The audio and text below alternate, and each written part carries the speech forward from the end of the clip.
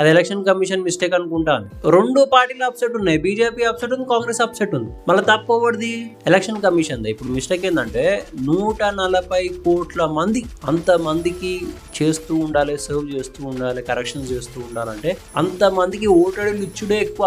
మన 140 కోట్ల మందిలో ఇప్పుడు మిస్టేక్స్ అవి ఉన్నాయి అనుకో, అది డబుల్ ది వర్క్ అవుతుంది. మళ్ళీ వీళ్ళు చేసేటప్పుడే కరెక్ట్ చేస్తే అయిపోతుంది. ఐ డోంట్ అండర్స్టాండ్ ఎందుకు ఈ మిస్టేక్ చేస్తారు అని చెప్పేసి. అండ్ దాంతో పాటు ఈ 140 కోట్ల మందిలో ఓట్ బ్యాంక్ అనమాట. ఓట్ బ్యాంక్ చాలా ముఖ్యం. ఓట్ బ్యాంక్ ఉన్న కాడ డిస్టర్బ్ చేయరు. ఫర్ ఎగ్జాంపుల్ ఇప్పుడైతే రాహుల్ గాంధీ ఎట్లయితే ప్రొటెక్ట్ చేస్తుండ్రో ఎస్ఐఆర్ అవ్వద్దు బీహార్ లో అని చెప్పేసి, అలా ఓట్ బ్యాంక్ ఉంది, లేదు డిస్టర్బ్ అవ్వదు. ఢిల్లీలో ఇలా ఓట్ బ్యాంక్ ఉంది కేజ్రీవాల్ది. ఓకే, వెస్ట్ బెంగాల్ నుంచి సప్లై చేస్తుంది ఓట్ బ్యాంక్.